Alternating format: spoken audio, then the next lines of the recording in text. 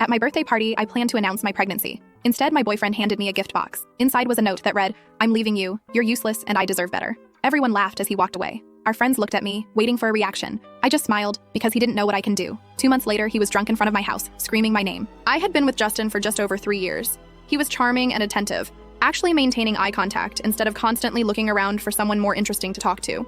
Things moved pretty quickly between us. By our 1-year anniversary, we were living together in a cute little place we could barely afford. Not perfect timing financially, but the rent in this city is ridiculous no matter when you move, so our relationship wasn't perfect, but it felt solid. We had similar goals. Eventually buy a house, travel a bit, maybe kids someday. Justin was always more concerned with appearances than I was. He cared about what car we drove, which restaurants we were seen at, posting the perfect pics on Instagram. I should have paid more attention to that red flag, but hindsight is 20/20, isn't it? Anyway, about 4 months ago, I'd been feeling off, nauseous in the mornings, exhausted all the time. I took a pregnancy test mostly to rule it out. We were careful, but not that careful. And 2 pink lines. I still remember sitting on the bathroom floor, staring at that little plastic stick like it was written in hieroglyphics. I spent about a week processing before telling anyone. My best friend Barbara was first. She brought wine to our girls' night. And when I stuck to water, she knew immediately. She asked all the right questions about what I wanted, how Justin might react, practical things like insurance and maternity leave. It helped me organize my thoughts. As for Justin, I decided to wait. My birthday was coming up in 3 weeks, and it seemed like perfect timing. We'd already planned a small party at our apartment with our closest friends, and I thought it would be special to share the news with everyone I love at once. Again, hindsight. What a witch. The weeks leading up to my birthday were strange. I was dealing with morning sickness, which should really be called all-day sickness BTW, and trying to hide it from Justin. He didn't notice, which I attributed to him being busy. He'd been coming home later, spending more time on his phone, being a little distant. I figured he was stressed about something at work. My birthday fell on a Saturday. I spent the morning setting up while Justin went to pick up the cake, which took him nearly 3 hours, but whatever. Our friends started arriving around 6 p.m. Barbara and her husband, our friends Aaron and Sergio, my cousin Lana, who was visiting, and a few others, including Maria, who I'd known since college. The party was going well. Good food, plenty of drinks, sparkling water disguised as vodka soda for me, music, laughter.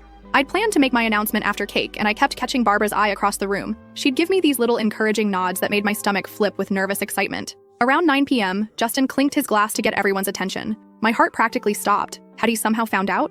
Was he going to steal my thunder? He made this whole speech about how special I was, how lucky he felt to have me in his life, all while looking me directly in the eyes. Then he handed me a small, beautifully wrapped box with a silk ribbon.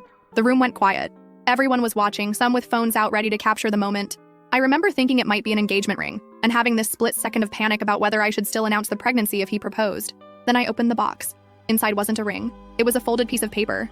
I opened it, confused, and read the words that are basically burned into my brain now. "I'm leaving you. You're useless, and I deserve better. Your stuff will be packed by Monday." I looked up at him, sure this was some kind of horrible joke, but his expression had completely changed. Cold, distant, almost amused. Then he said loud enough for everyone to hear that we were done, that it had been fun, but he'd outgrown me. And then he laughed, like actually laughed. A few people in the room laughed too, clearly thinking this was some kind of prank we'd planned. But then Justin turned and walked out the front door without another word. The silence that followed was deafening. I stood there, note in hand, pregnancy announcement dying in my throat, while our friends looked between me and the door, waiting for someone to yell, "Just kidding!" But nobody did. Barbara was the first to move. She crossed the room and took the note from my hand, read it, and muttered that he was an absolute bastard. Then everyone started talking at once. Confusion, concern, outrage on my behalf. And me? I just smiled. Not because I wasn't devastated. I was. Not because I wasn't humiliated. I absolutely was. But because in that moment, I realized something crucial. Justin had no idea what was coming. He thought he held all the cards. He thought he'd orchestrated this perfect exit, this public execution of our relationship where he got to be the powerful one. But he didn't know I was pregnant with his child. He didn't know that I'd found his secret credit card statements 2 weeks earlier when I was looking for a stamp in his desk drawer. He didn't know that I'd already seen the texts on his Apple Watch when he was in the shower. He really should have set up 2-factor authentication LOL. And most importantly, he didn't know that I'm not the kind of woman who falls apart when pushed. I'm the kind who gets strategic. So I smiled. I thanked everyone for coming. I assured them I was okay, I wasn't, and that they didn't need to worry about me. They did. I even cut the birthday cake Barbara had brought and passed out slices, as if celebrating the end of something rather than mourning it. Maria left almost immediately, claiming she felt sick. Interesting timing, right? Don't worry, we'll get to her. The others stayed, helping me clean up and offering places to stay, shoulders to cry on, alibis for murder. Kidding, mostly. By midnight, everyone was gone except Barbara, who insisted on sleeping on my couch despite my protests. Once we were alone, I finally broke down. The pregnancy, the betrayal, the humiliation, it all came crashing down at once. Barbara just held me and let me sob, not trying to fix anything with empty reassurances or those annoying, everything happens for a reason platitudes people love to throw around when they don't know what else to say. When I finally calmed down, somewhere around 2 a.m., I told Barbara about the pregnancy. She wasn't even surprised, said she'd suspected from how I'd been acting lately.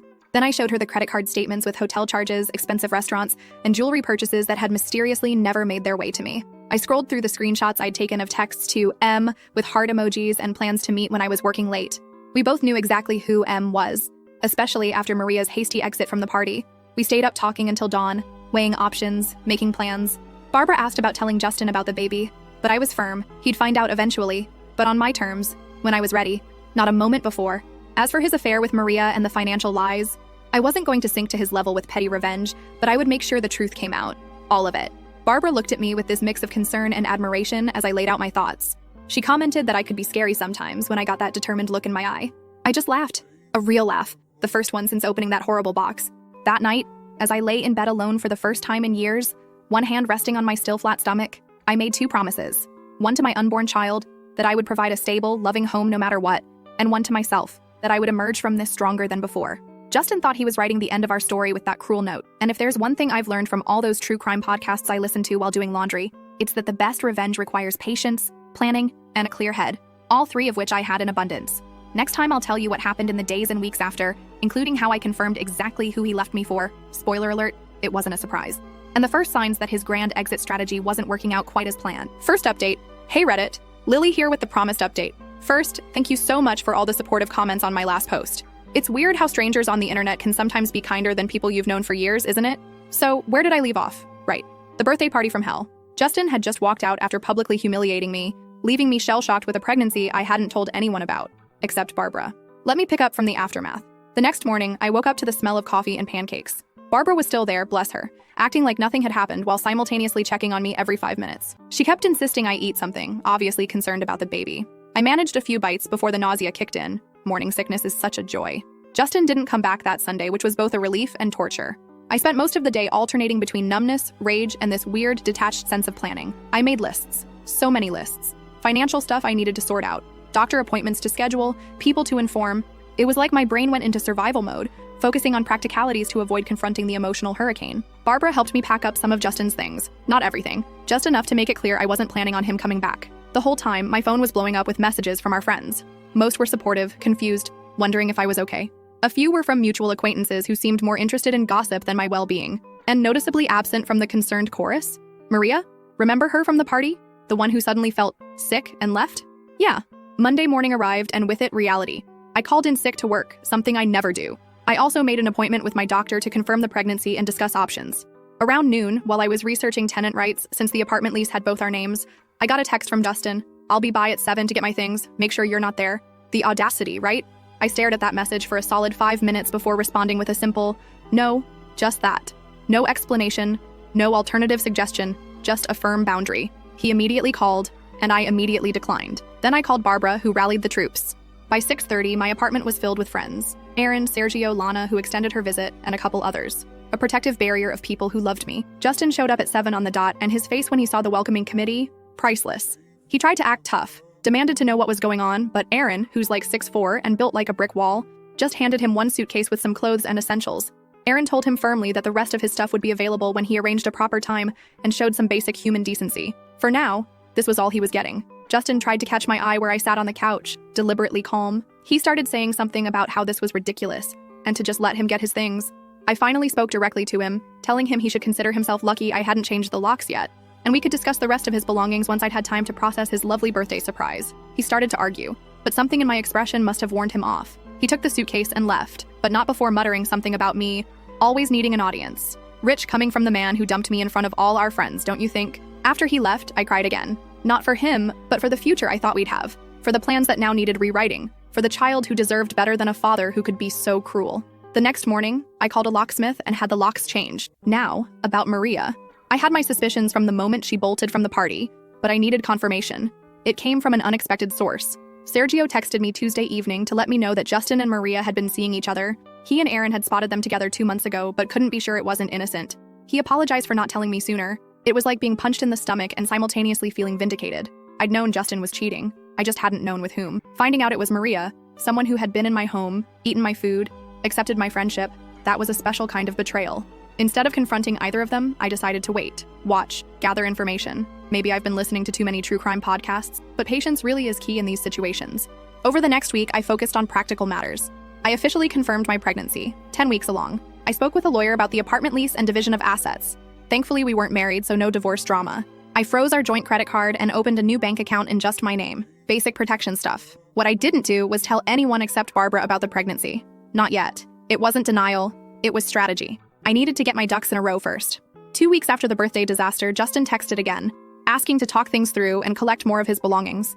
I agreed to meet him at a coffee shop near our apartment. Public place, daytime, on my terms. He looked terrible, which gave me a little jolt of satisfaction I'm not proud of. Unshaven, circles under his eyes, wearing a wrinkled shirt. He launched immediately into what I can only describe as a half-assed explanation. He'd been unhappy for a while, felt trapped, thought a clean break would be easier for everyone. I let him ramble for a while before I simply asked if Maria was making him happy. The look on his face, priceless. Pure deer-in-headlights shock. He stumbled through denials that were so transparent I almost laughed. I cut him off and told him I knew about Maria, about the hotel charges on his secret credit card, about the jewelry he bought her with money we supposedly needed for rent.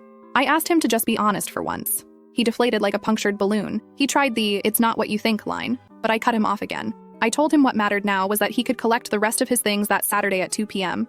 Aaron would be there to supervise. And after that, I didn't want to hear from him unless it was through my lawyer. His voice actually squeaked when he repeated lawyer. He insisted we didn't need lawyers and could work things out ourselves. I stayed calm, even as my heart raced.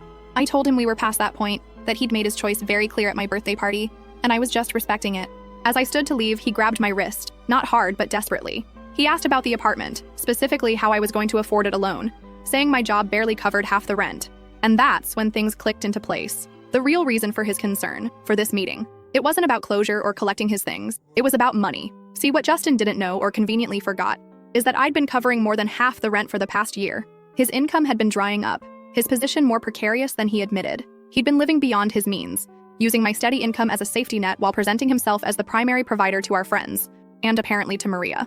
I smiled sweetly and told him I'd manage, adding that unlike some people, I actually save money instead of spending it on hotel rooms and jewelry. The color drained from his face. He knew I knew everything. I walked out of that coffee shop feeling lighter than I had in weeks. Not because I'd won some relationship battle, but because I finally saw Justin clearly for who he was. A man who cared more about appearances than substance, who lied to make himself seem more successful than he was, who abandoned me when I no longer served his narrative. Saturday came, and as arranged, Aaron supervised while Justin collected more of his stuff. I made myself scarce, spending the day at a prenatal yoga class. Highly recommend for anyone dealing with stress during pregnancy, by the way. When I returned, the apartment felt emptier but somehow more mine. I started rearranging furniture that evening, reclaiming the space. Over the next few weeks, I settled into a new routine. Work, doctor appointments, prenatal vitamins, careful budgeting. I wasn't just surviving. I was planning for a future that looked different but not necessarily worse than what I'd envisioned before.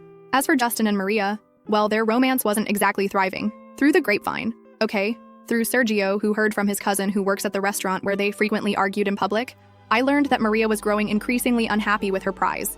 Apparently, Justin had painted himself as much more financially stable than he actually was. Big surprise, right? The first real crack appeared about a month after our coffee shop meeting. I was at the grocery store, carefully comparing prices on prenatal vitamins, when I literally bumped carts with Maria. She looked startled, then guilty, then defiant in rapid succession. She greeted me awkwardly, saying I looked good. I replied that she looked tired, and she genuinely did. She had that same stressed expression Justin had worn at the coffee shop. An awkward silence stretched between us until she blurted out that Justin had told her we were separated already when they started seeing each other. According to her, he'd claimed we were basically done, just living together until the lease ended. I raised an eyebrow but said nothing. She stumbled through what might have been an attempt at justification, or maybe an apology, saying she wouldn't have gotten involved if she'd known we were still together. I finally told her it didn't matter now, that she had him and should enjoy it. As I turned to leave, she called after me, saying he wasn't what she thought, that he promised things he couldn't deliver. I looked back at her. This woman I'd once considered a friend, now diminished by her own choices.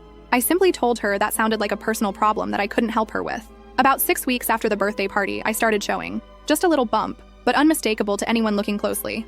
I decided it was time to be more open about the pregnancy. I told my boss first, who was amazingly supportive, offering flexible hours for my 3rd trimester. Then I gradually told other friends and family. Word travels fast in social circles. I knew it would eventually reach Justin, but I wasn't hiding anymore. This baby was happening with or without his involvement. 7 weeks post-breakup, as my pregnancy hit the 17-week mark, I received a series of increasingly frantic texts from Justin. Is it true? Are you pregnant? Why didn't you tell me? We need to talk immediately. Answer your phone, Lily. This involves me too. I didn't respond to any of them. Not out of spite, but because I truly didn't know what to say yet. I needed to process this new phase, to decide what role, if any, I wanted him to have in our child's life. The text continued, growing more desperate. I have rights, you know. You can't keep my child from me. Call me back or I'm coming over. That last one prompted me to finally respond. I told him not to come to my apartment uninvited, that I would call the police if necessary, and that I would contact him when I'm ready to discuss this civilly. He backed off for exactly 2 days. Then, as the title of my original post foreshadowed, he showed up. It was just after 11 p.m. I was in bed, reading a pregnancy book and making notes when I heard it. A car door slamming, then footsteps on the path to my door, then pounding, not knocking, pounding, and Justin's voice slurred but unmistakable. Lily, open the door! I know you're in there! We need to talk about our baby! For a moment, I just sat there, heart racing, unsure what to do. Call the police? Call Aaron? Hide and hope he goes away? Then I heard something that made the decision for me, crying. Justin was outside my door, drunk and crying, alternating between demands and pleas. He was saying he made a mistake, asking me to let him in, insisting that it was his baby too. And despite everything he'd done, some small part of me felt, not sympathy exactly, but recognition. The realization that his grand exit strategy, his new life with Maria, his escape from useless me, none of it was working out as planned. Reality had finally caught up with Justin, and it had the face of an unexpected baby and financial instability. I got out of bed, put on a robe, and approached the door cautiously. I didn't open it, but I spoke through it, telling Justin he was drunk and should go home, that we could talk tomorrow when he was sober. He shouted that he needed to see me now, needed to see if it was true, if we were really having a baby. I confirmed through the closed door that yes, I was pregnant, 18 weeks now, and yes, it was his. But this wasn't the way to discuss it, and he needed to go home. There was a thud against the door, his forehead or fist, I couldn't tell. He mumbled, so quietly I almost missed it, that Maria had left him. She said he wasn't who she thought, that he'd lied about everything. I couldn't help commenting that sounded familiar. He laughed, a hollow sound with no humor. He admitted he'd messed up badly and begged me to let him in, saying he just wanted to talk. I took a deep breath, one hand resting protectively on my small bump. I refused to let him in tonight, but offered to meet him tomorrow at the cafe on Main Street at 10 a.m. I made it clear that if he wasn't there on time, or if he showed up drunk again, that was it. No more chances. He was quiet for so long I thought he might have passed out. Then, softly, he agreed. Tomorrow, 10 a.m. He promised he'd be there. I heard him walk away, his footsteps uneven. A car engine started. Not his, thankfully. He'd called a ride. At least he'd done one responsible thing. As I climbed back into bed, my phone lit up with a text from him. I'm sorry for everything. For the party. For the note. For tonight. I'll make it right somehow. I didn't respond. Words were easy. Justin had always been good with words. But I needed actions now, especially with a baby on the way. Did I still love him? No. That died the moment he humiliated me in front of our friends. Did I hate him? Not anymore. Hate requires energy I needed for other things. I would meet him tomorrow. I would listen. I would set boundaries. And I would decide, not based on his needs or wants, but on what was best for me and my child. Second update. Hey Reddit. Sorry for the wait. Life has been interesting. So remember where we left off? Justin showing up drunk at my apartment after finding out about the baby? Well, I promised to meet him at that cafe the next morning, and TBH, I half expected him not to show. But there he was at 9:55 a.m., looking like absolute trash, and I mean that in the most objective way possible. Bloodshot eyes, same clothes as the night before, and this nervous energy that made him keep jiggling his leg under the table. The table was, literally, shaking. The first thing I noticed was he'd already ordered me a decaf latte. Which, okay, thoughtful, I guess? Except I've switched to herbal tea since getting pregnant because coffee makes me nauseous now. Small detail, but it kind of summed up everything about Justin, making assumptions about what I need without actually paying attention. Anyway, that meeting was a lot. He started with apologies, lots of apologies. Sorry for the birthday humiliation. Sorry for cheating. Sorry for the financial lies. Sorry for showing up drunk. It was like watching someone frantically check boxes on an I messed up form. I just sipped my tea, ordered to replace the unwanted latte, and let him talk himself out. There's something weirdly empowering about staying silent when someone expects you to respond, you know? When he finally ran out of steam, I asked the only question that mattered. What exactly did he want? He seemed thrown by the directness. Started rambling about wanting to be involved and do the right thing, and maybe we could try again. I actually laughed at that last part. Not meanly, just genuinely surprised that he thought reconciliation was on the table. The conversation got real when I laid out how things would work going forward. I told him I'd already consulted a lawyer about child support and custody arrangements. His face when I mentioned the lawyer again, LOL. It was like watching someone realize they're actually in the deep end of the pool when they thought they were just dipping their toes. I explained that I wasn't keeping him from his child, but that trust had to be rebuilt from the ground up. That meant scheduled visits, financial responsibility, and consistently showing up, not just when it's convenient or Instagram-worthy. He kept trying to steer the conversation toward us as a couple, and I kept steering it back to us as co-parents. Eventually, he got frustrated, saying I was being cold and calculated. I pointed out that cold and calculated is exactly what his birthday note had been. The difference was I was being cold and calculated to protect our child, while he'd done it to protect his ego. That shut him up. Before I left, I handed him a folder containing info on the baby, ultrasound pics, due date, doctor details, along with what my lawyer had drafted regarding child support. Told him to review it, consult his own lawyer if needed, and let me know his thoughts once he'd had time to process. As I stood to leave, he grabbed my wrist again. Seriously, what is it with the wrist grabbing? And asked if Maria knew about the baby. I told him that wasn't my information to share, but that I hadn't gone out of my way to tell her. Then I gently but firmly removed his hand and walked out. Over the next few weeks, things got calmer. I focused on setting up the nursery, which basically meant converting half of my bedroom into baby central. Crib from IKEA that took me and Barbara 3 hours to assemble. Those instructions should come with a translator, I swear. Changing table from a secondhand store, and this adorable mobile with little stars that my mom sent. I'd been putting money aside aggressively, picking up some extra work editing social media content on weekends. Nothing glamorous, but it helped bridge the gap Justin's contribution had left. My mom also sent some money to help, which was both touching and slightly uncomfortable. I've always been independent, you know? Meanwhile, Justin was processing. He'd text occasionally asking about the baby or requesting pictures of the nursery progress. I'd respond factually, but keep emotional distance. Sometimes he'd try to veer into personal territory, asking if I was seeing anyone, nope, or mentioning some show we used to watch together. I'd gently redirect. Then came the incident. Yes, it deserves capital letters. I was at Target on a Saturday afternoon, loading up on diapers. You can never have too many, according to every mom blog ever. When I literally bumped carts with Maria. Again, what are the odds? This time was different though. She wasn't awkward or defensive. She actually seemed relieved to see me. She immediately asked how I was feeling, how the pregnancy was going, all while looking genuinely interested. Then she said something that caught me completely off guard. She apologized. Not a rushed, uncomfortable sorry, not sorry, but a real, thoughtful apology acknowledging the pain she'd caused. She explained that Justin had sold her the same story he'd apparently fed multiple women, that we were basically over, just going through the motions, that I was holding him back from his true potential. She found out he'd been seeing another woman while dating her. The irony wasn't lost on either of us. We ended up getting coffee, tea for me, and having this surreal conversation about the man we both now saw clearly for who he was. Not a monster, just a deeply insecure person who needed constant validation and was willing to lie to get it. As we were saying goodbye, Maria mentioned casually that Justin had been let go from his job 2 weeks earlier. She thought I should know since it might affect child support. I thanked her for the info and headed home, processing this new development.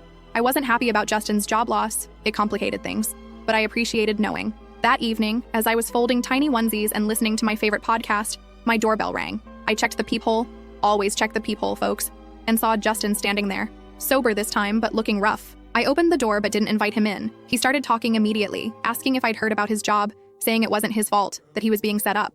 Then he asked if I'd seen Maria recently, sounding suspicious. I told him yes, we'd run into each other at Target. His face did this weird thing where it tried to look casual but just looked constipated instead. He asked what we talked about and I simply said, you, mostly. He did not like that answer, LOL. Then he started getting agitated, saying we were probably conspiring against him, that everyone was turning on him when he was just trying to do his best in a difficult situation. I reminded him that he created this situation with choices he made, and that playing victim wasn't going to work with me. That's when he broke down. Not dramatically, not movie-style tears, just crumpled. Said his life was falling apart. No job, no girlfriend, apartment he could barely afford, and a baby on the way he wasn't prepared for. For a brief moment, I felt that old urge to comfort him, to fix things. But then I remembered the cold words in that birthday note. You're useless. I deserve better. Instead of comfort, I offered clarity. I told him he had 2 paths forward. Continue the pity party and lose everything, or step up, take responsibility, and rebuild. For the first time since this whole mess started, Justin really listened. No interruptions, no excuses, just listening. When I finished, he nodded slowly and asked if we could talk inside. I hesitated, then agreed, but left the door open. Never fully close yourself in with someone unstable. We sat at my kitchen table and he asked thoughtful questions about the baby for the first time. Not surface level stuff, but real questions about health, development, plans for delivery. As we talked, I realized something important. I no longer felt anything romantic for Justin, but I did want him to be okay. Not for his sake, but for our child's. Before he left, he promised to review the child support agreement and find a new job ASAP. He also, surprisingly, thanked me for not hating him when I had every right to. I told him hate takes too much energy, and I was saving my energy for more important things now. The next few weeks brought subtle changes. Justin found a new job, paying less, but steadier. He signed the child support agreement without argument. He even enrolled in a parenting class at the community center. As my due date approaches, things feel not perfect, but functional. Justin and I have established a cautious co-parenting relationship built on clear boundaries and expectations. He comes to doctor appointments when invited. He helped assemble the crib when I finally admitted defeat with those ridiculous IKEA instructions. Last week, at 7 months pregnant, I received a package from him. Inside was a journal, not expensive, just simple and practical, with a note that said, for your thoughts, plans, and all the true crime podcast notes you want to write, you were never useless. I was just too self-absorbed to see your value. I didn't respond. Some things don't need acknowledgement. But I did start using the journal, mostly to document this journey so I can someday tell our child the complicated, messy, very human story of how they came to be. Next time, I'll update you on the birth, coming soon, and how Justin handled the reality of actually becoming a father. Because if there's one thing I've learned through all this, it's that people can surprise you. Sometimes with their cruelty, sometimes with their growth, but always with their humanity. Last update. Hey Reddit fam. It's been so long since my last update that some of you probably forgot about me, lol. A lot has happened, and I've been meaning to post, but having a newborn doesn't exactly leave you with tons of free time or functioning brain cells. So, the baby is here. Little Zoe arrived 6 weeks ago weighing 7 pounds, 4 ounces, with a full head of dark hair and her father's chin. The only feature of his, I'm not mad about her inheriting TBH. Labor was, well, let's just say all those YouTube birth vlogs I binged did not prepare me for the reality. 32 hours, people. 32 hours. The funny thing is, during those endless hours of contractions, I kept thinking about how much I'd changed since that birthday party from hell. 8 months ago, I was a woman standing in shock with a breakup note in my hand. Now I was bringing a whole human into the world. Life comes at you fast, doesn't it? Justin was actually at the hospital for the birth, which surprised pretty much everyone, including me. He showed up with this massive teddy bear that literally wouldn't fit through the door of my hospital room. Seriously, where did he think we were going to put that thing in my one-bedroom apartment? But he stayed. Through the waiting, through my not-so-ladylike screaming, through it all. Barbara was my rock, though. When things got intense and I was convinced I couldn't do it anymore, she was right there, reminding me that I was already doing it. Justin mostly hovered awkwardly in the corner, scrolling through his phone and occasionally asking if I needed anything, which, I mean, at least he was trying. When Zoe finally arrived and they placed her on my chest, I had this moment of pure clarity. Everything we go through, all the heartbreak, betrayal, uncertainty, it all led to her. And I wouldn't change a single step of the journey. Justin cried when he held her. Not movie star tears, but this awkward, trying not to but can't help it kind of crying that made his nose run and his face blotchy. It was the most genuine emotion I'd seen from him in our entire relationship. The first few weeks at home were a blur of diaper changes, feeding struggles, and sleep deprivation unlike anything I've ever experienced. My mom came to stay for 2 weeks, which was both a blessing and a challenge. She kept reorganizing my kitchen cabinets because apparently my system makes no sense. But seriously, who puts colanders with the pots instead of with the strainers? That's just chaotic. Justin has been surprisingly present. Not in a live-in father way, but he comes by 3 times a week for scheduled visits. Sometimes he brings useful things like diapers or takeout. Other times he brings ridiculous baby clothes that are completely impractical but admittedly cute. Last week, it was a tiny leather jacket for a 6-week-old. I didn't have the heart to tell him she'll outgrow it before the weather's even cool enough to wear it. Our co-parenting relationship is still evolving. We have moments of tension, especially when he shows up late or cancels last minute because of work stuff. But we also have moments where it feels almost normal. Like when he noticed I was struggling with a clogged milk duct and actually researched remedies, then showed up with cabbage leaves and a heating pad. If you know, you know. Financially, things have settled into a workable routine. Justin pays his child support on time, so far, and I've been able to work from home part-time doing social media management. Not getting rich, but paying the bills. My landlord actually let me renew the lease in just my name without any drama, which felt like a small victory. The apartment feels completely different now. Justin's stuff is gone, replaced by baby gear that somehow takes up twice the space. I repainted the living room this soft sage green that makes me happy every time I see it. It's amazing how much your surroundings affect your mood, you know. Maria and I still run into each other occasionally. Our city isn't that big. It's less awkward now. More like running into a distant acquaintance than someone who blew up your life. Last time she was with some bearded guy who kept calling her babe every 3 seconds. She seemed happy, if a little forced about it. I genuinely hope she is.